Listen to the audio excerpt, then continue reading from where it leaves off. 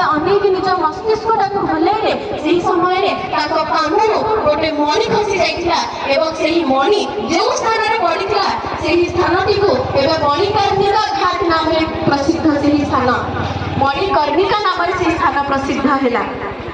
ଏବଂ ସେହି ସ୍ଥାନରେ ପୁନରାୟ ନିର୍ବିକାର ଭାବେ ପୃଥିବୀକୁ ଆସିଲେ ଏବଂ ସେଠାରେ କାଶୀ ବିଶ୍ୱନାଥ ନାମକ